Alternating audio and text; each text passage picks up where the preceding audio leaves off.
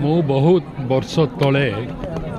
शिवरात्रि रे थरे मो अजान को संगे दर्शन करने आसी बहुत छोट थी से समय एवं आज द्वितीय थर शिवरात्रि पर ये दर्शन करने आसी बहुत सुंदर वातावरण जो प्रकार जन गहली ये देखापी मिलूँ एमती लगुच जमती रथ यात्रा समय पूरी जगन्नाथ महाप्रभु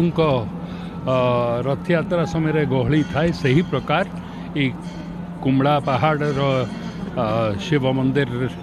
को दर्शन करने श्रद्धालु माने खाली टिटलागढ़ रू नहीं आखापाखी अंचल राज्य बाहर अन्य स्थान भी आसुचन नहीं तो एते जन समुद्र ये है नहीं पारे। मु महाप्रभु पाखरे प्रार्थना करुछि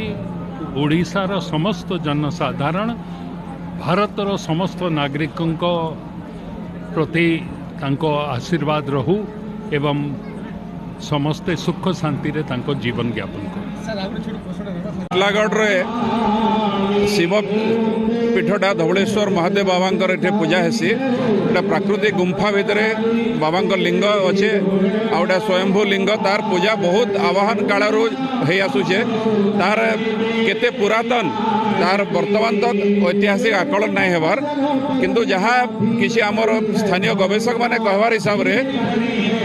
मंदिर रे नवम शताब्दी पूजा ही आसूचे आ पाखर रानीपुर झरिया